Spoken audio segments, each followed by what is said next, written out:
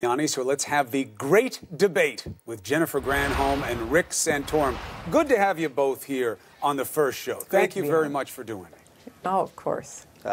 Great to be on. I think I can speak on behalf of Jennifer here to say that we both are very pleased to be on and honored and congratulate you for the show. Rare agreement. Hopefully a sign of things to come. That's the only time Rick will be able to speak for me. All right, let's get after it then. So you heard the Rudy interview. I think one of the big things, Rick, is he swears to God in the Holy Land that what is going on with the explanation of Trump and his role in that response to Trump Jr.'s meeting with the others there in Trump Tower with the Russian is a mistake. How is this a mistake? Would you swear to God about this being a mistake, Rick? Well, look, I mean, it was obviously a mistake. The question is whether it was a deliberate mistake or planned mistake or was it just a simple mistake?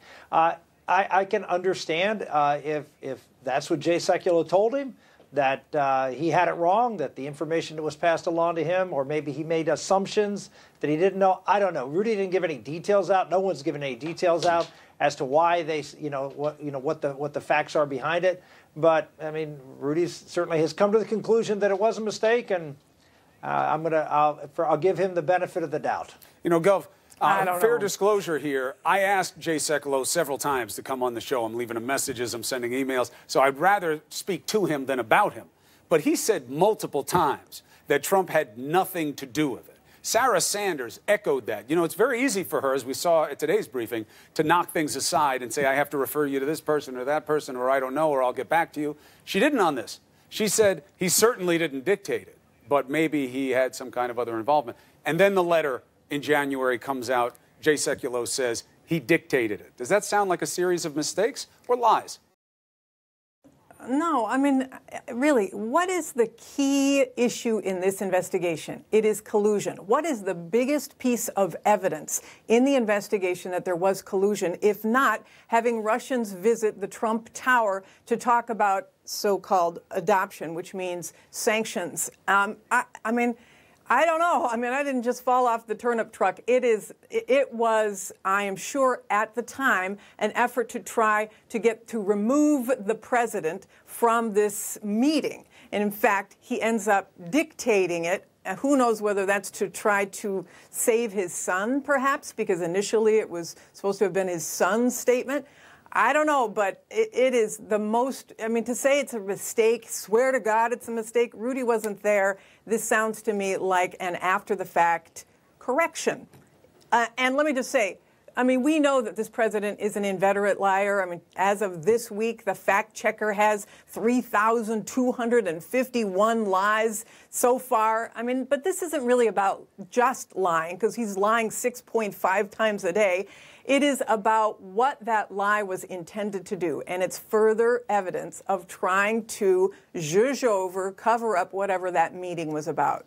And look, you know the old expression, it's not the crime, it's the cover-up, right? I don't know that anything that we've heard about the Trump Jr. meeting, Rick, you know, there with everybody else who was there, amounts to anything conspiratorial. I don't know that they have proof that he conspired to commit a crime. Obviously, for conspiracy, you don't have to commit the crime, but I don't know that it gets that far. But it certainly does create a case for special need, that's a defined term under the law that they defined in that SB case, for the special counsel to need to interview the president because there are too many competing stories. I can't get to his intent with all these different threads. I need to hear him, look at him, process him. What do you say to that? Well, what's material about whether the president dictated a statement or he didn't to whether there was collusion between the Trump campaign and the Russians? That's where this thing sort of falls apart.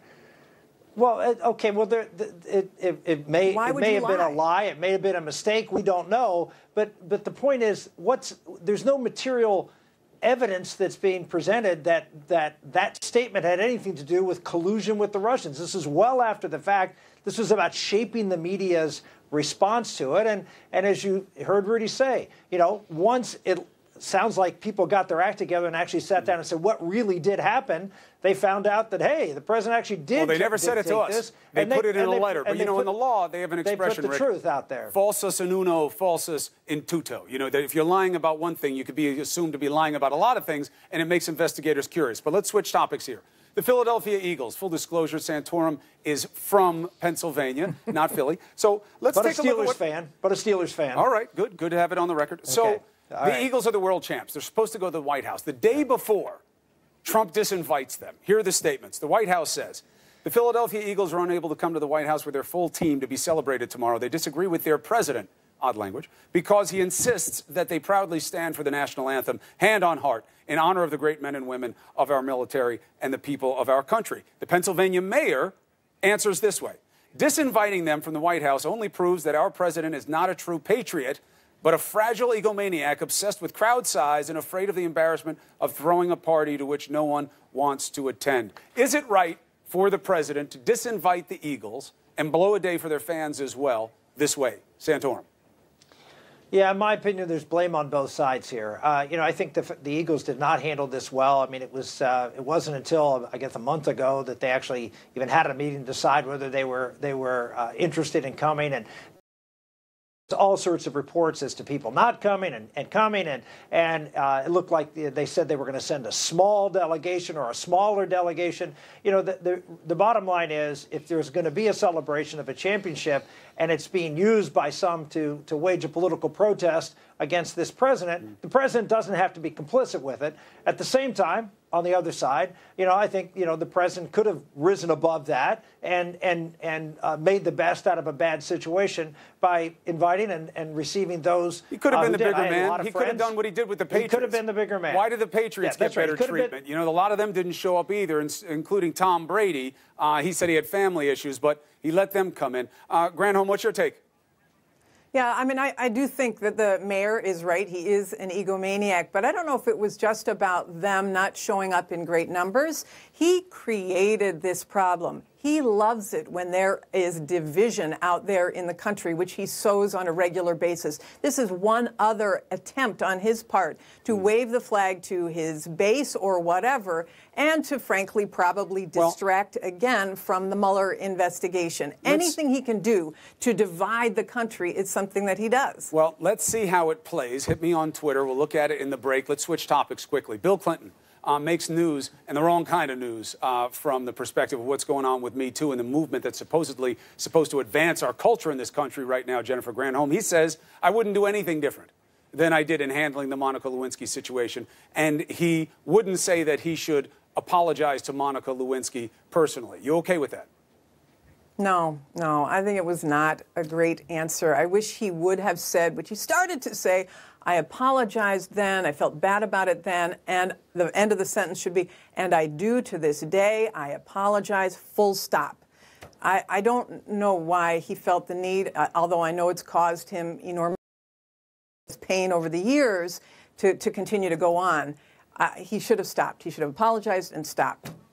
All right, let's leave it there. Jennifer Granholm, Rick Santorum. Rick, you get last word last time. All about fairness here. Thank you for joining me on the first night. Appreciate it. You bet. All right, we have this big breaking news tonight. That's why we're moving it along. Shocking new allegations. Did Paul Manafort attempt to tamper with witnesses in his tax fraud case?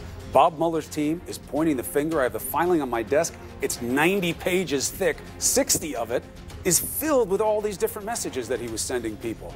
He could lose his freedom. We're going to put it to